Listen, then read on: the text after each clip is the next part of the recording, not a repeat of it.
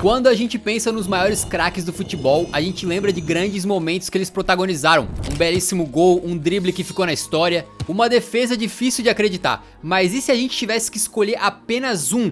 Qual que é o momento mais incrível da carreira de cada craque? O Neymar tá de volta no Santos agora e apesar dele ter jogado muito no Barcelona e também em grande parte da passagem dele no PSG, não tem como seu momento mais incrível na carreira ser outro, a não ser aquele golaço pelo Santos contra o Flamengo de Ronaldinho. Aquele jogo absolutamente histórico que acabou 5-4, em que ele meteu até meio que uma assistência de puxeta, uma bicicleta caído no chão ali. Surgiu o momento mais incrível do Neymar, o golaço vencedor do prêmio Puskás, arrastando metade do time do Flamengo, dando um drible espetacular e difícil de entender até pra cima do Ronaldo Angelim, antes de finalizar perfeitamente num gol que dava um gostinho do que seria a carreira dele, pelo menos na questão do cara ser mágico, né, ser diferente. E já que estamos na Vila Belmiro, não tem como não falar do rei do futebol. O Pelé teve uma carreira inteira recheada de momentos incríveis e não à toa teve presente nas maiores conquistas do Santos e da seleção. E teve vários lances geniais que ele protagonizou, inclusive gols que ele não fez e que marcaram a história e que são conhecidos no mundo inteiro. Mas talvez seria loucura a gente não eleger aquele gol que ele marcou na final da Copa de 58 contra a Suécia como o mais memorável da carreira. O cara tinha 17 anos de idade, tava numa final de Copa do Mundo e simplesmente chapelou o adversário e fez uma finalização absurda sem deixar a bola cair, ainda por cima garantindo o primeiro título mundial da seleção brasileira. Talvez seja um dos caras com o maior número de momentos incríveis na história do futebol, mas esse aí certamente é difícil de superar, né? Falando em Pelé, a gente aproveita para ir lá para outra extremidade do campo e citar o momento mais incrível do goleiraço inglês Gordon Banks, que foi protagonizado justamente contra o rei. Era a fase de grupos da Copa de 70 e a Inglaterra, que chegava como atual campeã mundial, enfrentava o Brasil. A partida estava ali no 0 a 0 quando o Pelé recebeu um cruzamento pela direita e subiu mais alto que a zaga inglesa, acertou em cheio o cabeceio como ele queria, onde ele queria e já se preparava para comemorar. Até que, feito um fantasma azul, nas palavras do próprio Rei Pelé, o goleirão Gordon Banks mergulhou em direção à pelota e milagrosamente evitou o tento do rei. Essa defesa foi tão marcante que acabou sendo apelidada de a maior defesa da história das Copas. Então não é difícil entender por que é a mais incrível da carreira do Banks, né? Numa época pré-Dibu, né? E se a gente tava falando do rei, agora a gente passa pro El Pibe de Ouro, Diego Maradona, que assim como o Pelé também tem uma pá de lances memoráveis. E a gente provavelmente poderia elencar o momento de La Mano de Dios, de quando ele trapaceou e marcou um gol de mão, né, um dos mais icônicos da história do futebol contra a Inglaterra. Só que nesse vídeo a gente não tá tentando buscar o momento mais marcante necessariamente, mas sim o momento mais incrível, os lances mais de gênio assim, né? E por sorte nossa, no mesmo jogo que ele meteu o gol de mão contra a Inglaterra, ele também teve seu momento mais de Maradona. Porque simplesmente foi nessa partida em que ele meteu aquele gol driblando basicamente o time da Inglaterra inteiro. Ele recebe no meio campo, sai correndo e tirando de todo mundo que tentou acertar a sua canela, tirando do goleiro também e marcando o que talvez não só seja o seu gol mais bonito, mas também um dos gols mais incríveis da história do futebol. E avançando algumas décadas no tempo, inspirado nesse baita lance do Diego Maradona aí, né?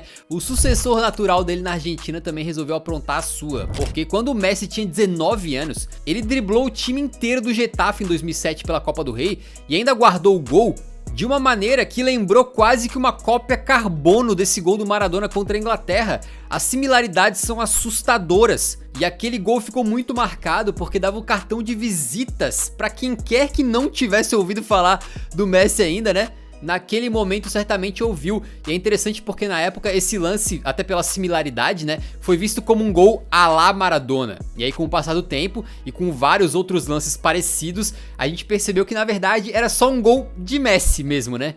E é bom ressaltar que o Messi, como vários dos gênios que a gente vai falar nesse vídeo aqui, tem diversos momentos incríveis e que vai depender um pouco da opinião de cada um, de qual que é o lance mais incrível, né? Mas um que também vem à memória muito rapidamente é quando ele simplesmente desplugou o Boateng da Matrix e depois encobriu o Neuer como se fosse um goleiro de pelada. Cara, aquilo ali foi inacreditável. E se puxar o livro de regras do Eurão, você já sabe, né? Falou de Messi, tem que falar de Cristiano.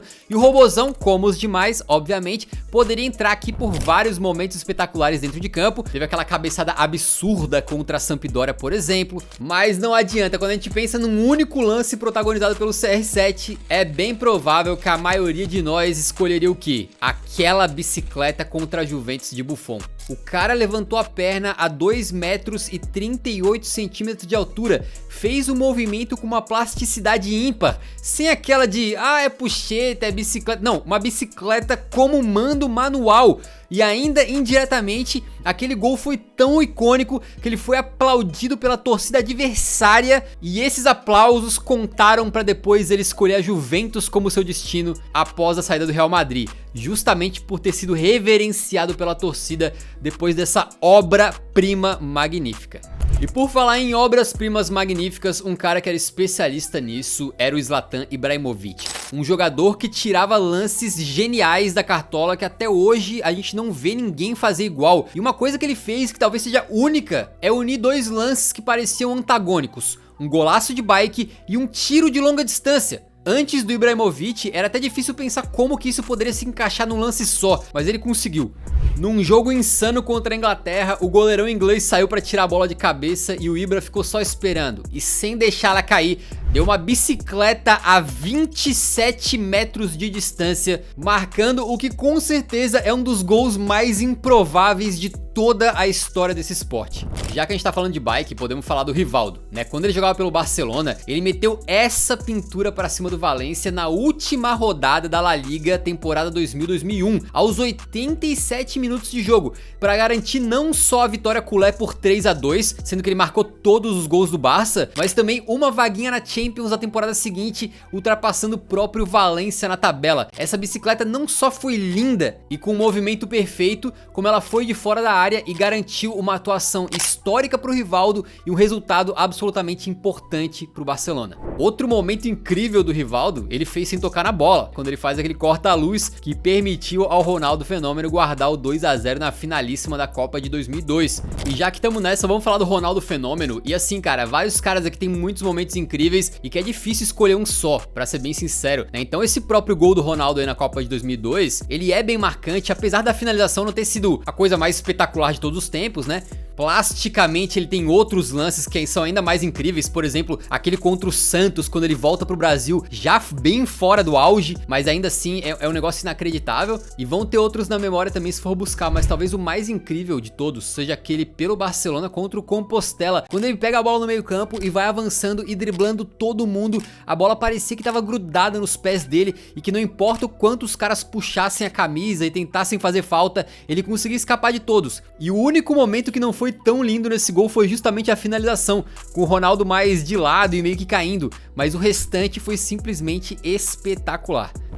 De Ronaldo pra Ronaldinho, aí é brincadeira a quantidade de momentos incríveis que ele tem, né? Daquelas faltas safadas por baixo da barreira, aquele gol sambadinha que ele meteu contra o Chelsea. Mas não tem como não voltar para a mesmíssima Copa de 2002, pro jogo das quartas de final diante da Inglaterra, um jogo que estava muito complicado e que o Ronaldinho conseguiu resolver com algo completamente improvável e que talvez só ele viu dentro de campo que poderia acontecer. A falta era lá pro meio do campo, muito longe do gol, e quando todos esperavam um cruzamento na área, literalmente estavam todos posicionados para isso, talvez até o Ronaldinho esperava, né? Ele manda a pelota diretamente pro gol, no ângulo, fazendo uma curva por cima do goleiro, que não conseguiu reajustar o seu posicionamento a tempo e morreu com a bola lá no fundo das redes. Já perguntaram 1 trilhão de vezes pro Ronaldinho se foi sem querer ou se ele teve a intenção.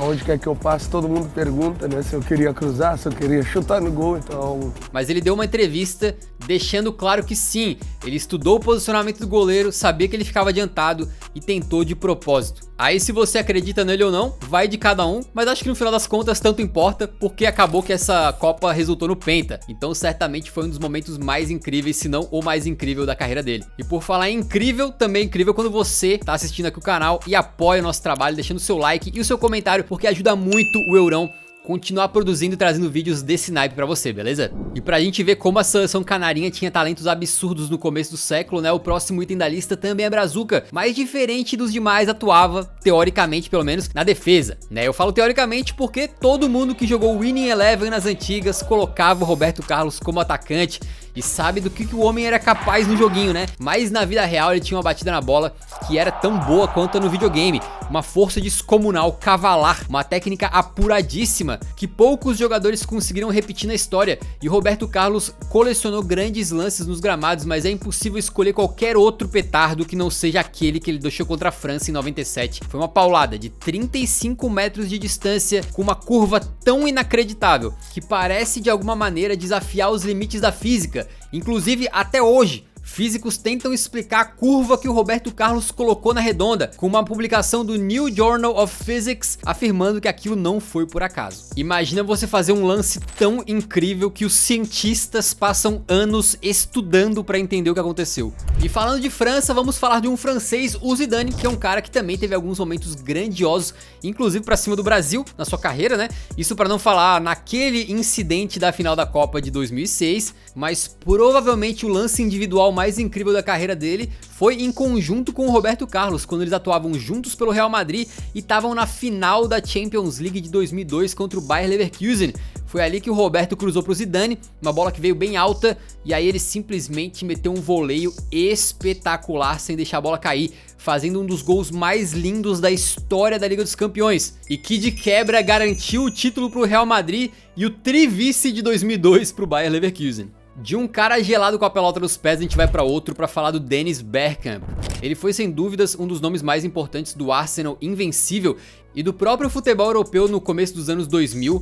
Não é à toa que ele foi chamado de Iceman, o homem gelado, justamente pela frieza que ele tinha ao definir uma jogada e pela técnica absurda que ele tinha dentro de campo, né? Inclusive, se você for ver os gols da carreira do Bergkamp, ele não era o cara que marcava tantos assim, mas geralmente eram lindos. E o mais bonito dele certamente aconteceu em 2002. O Arsenal, que era o seu clube, visitava o Newcastle pela Premier League e logo aos 11 minutos o Bergkamp recebeu a bola na entrada da área, só que ela veio um pouquinho atrás e aí do nada, no improviso completo, ele simplesmente de canhota deu um drible da vaca de costas no jogador adversário, num drible que se eu for tentar repetir certamente eu vou cair no chão capaz de me machucar. Mas ele não só fez com elegância, como se tu for ver frame a frame, não foi sem querer, ele toca e já vai girando, sabendo exatamente o que ele tinha feito com a pelota. Pra não falar da finalização que foi gelada como sempre, o gol mais Bergkamp possível. O Bergkamp começou a carreira profissional dele no Ajax e um dos primeiros treinadores que ele teve foi justamente o próximo cara da lista aqui, que é o Johan Cruyff. O Cruyff também tem momentos brilhantes protagonizados ali dentro das quatro linhas, mas a gente escolheu um jogo da Copa de 74 entre a Holanda e a Suécia, que foi quando o capitão da Laranja Mecânica na época recebeu um passe na direita, só que o zagueirão sueco já estava colado nele, né? E aí quando o mais natural talvez fosse o Cruyff simplesmente recuar ou dar um drible mais de corpo, mais previsível, né? Ele simplesmente passou a pelota por trás do próprio pé de apoio e antes mesmo que o defensor se recuperasse, ele já tinha seguido viagem e apresentado para o mundo todo um drible tão marcante que ganhou até o seu nome, Cruyff Turn, ou o giro do Cruyff, com o detalhe de que o Cruyff chegou a dizer que aquilo não tinha sido treinado antes não, e que na hora ele só fez o que tinha que fazer, improvisou mesmo e acabou marcando a história, né? Plasticamente, esse lance não é tão lindo quanto uma bela pedalada ou um gol de bicicleta perfeito, mas eu acho que ele representa perfeitamente aquela filosofia do Cruyff quando ele disse que jogar futebol é muito simples, mas jogar futebol simples é a coisa mais difícil que existe. O Cruyff foi um ícone do Barça e a gente vai direto para outro, que é o Iniesta. O Iniesta tem momentos incríveis, como por exemplo, um jogo que ficou marcado em seu nome por causa de um gol no finalzinho, que é o famoso Iniestaço. Mas a gente vai falar aqui de um momento dele não pelo Barça, e sim pela Espanha. No auge do tic-tac espanhol, o meio-campo pra frente daquela seleção era simplesmente um absurdo. E foi justamente do lado desses caras que Dom Andrés Iniesta conseguiu deixar o seu nome na história e guardar o momento mais incrível da sua carreira. Foi justamente na decisão contra a Holanda, na Copa do Mundo de 2010, quando o resultado poderia ter sido pra qualquer um dos dois lados, se não fosse o El Mago aparecendo pra decidir pra Fúria. Ele dominou uma bola do Fábregas na entrada da área, faltando 4 minutinhos pro fim da prorrogação, e sentou a patada para vencer o goleirão Stekelenburg, tornar a Espanha campeã pela primeira vez na história, consagrar a geração do tic-tac para sempre e assinar de vez o seu nome como um dos maiores da Fúria. Apesar desse vice contra a Espanha, a Holanda também tem uma grande conquista no currículo e muito por conta do cracaço holandês Van Basten. Em 1988, o Esquadrão Laranja contava com caras lendários como o Rijka, o Koeman e o Gullit, e eles chegaram à final da Eurocopa para enfrentar a União Soviética. E ainda no primeiro tempo, o camisa 10 holandês, o Gullit, abriu o placar, mas foi aos 9 da etapa final que o cracaço Van Basten marcou o que seria o momento mais incrível da sua carreira, aproveitando um cruzamento que viajou a grande área todinha. Ele ajeitou o corpo e, completamente sem ângulo, acertou um voleio fulminante na pelota, pegando na cara da redonda, para marcar um dos gols mais bonitos da história do futebol europeu, um lance de gênio que combinou técnica perfeita com uma potência absurda e que, para ficar ainda melhor, consolidou o primeiro e até hoje único grande título da história dos Países Baixos. E já que a gente falou de Van Basten, podemos falar do Bale, né, que tem uma grande coincidência aí com o Van Basten, que é o fato dos dois terem sido jogadores de futebol. E ao falar do Gareth Bale, um lance icônico imediatamente salta à mente de todos, que é aquele gol contra o Liverpool na final da Champions, né, vindo do banco, quando ele mandou aquela bicicleta perfeita. Só que talvez o mais incrível da carreira dele foi um El Clássico sem Cristiano Ronaldo, quando ele assumiu o protagonismo e deu aquela arrancada absurda pra cima do Bartra, do Barcelona.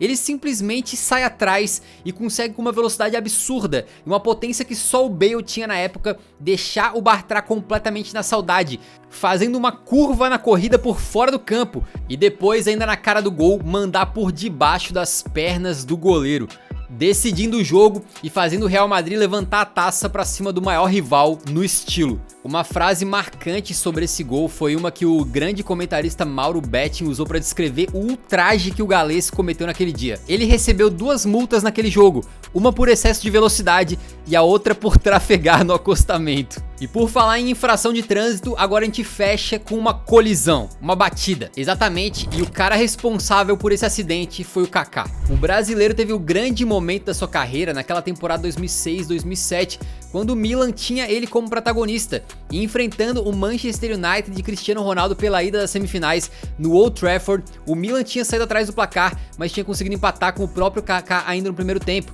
Foi aí que, com o placar igualado aos 37 da etapa inicial, o apelido do lendário estádio de Teatro dos Sonhos se fez justificado. O que o Kaká fez parece que não pertence à realidade, e sim da imaginação de um jovem no seu quarto pensando em algo mirabolante que poderia acontecer num jogo. Quando a bola chega pra ele na ponta esquerda, ele deixa o primeiro defensor do United comendo poeira. Depois, quando o segundo chega, era o Heinze, ele chapela o camarada. E logo depois, tanto o Heinze, que tinha sido chapelado, quanto o Evra vem correndo pra bola, tentando parar o Kaká de qualquer jeito.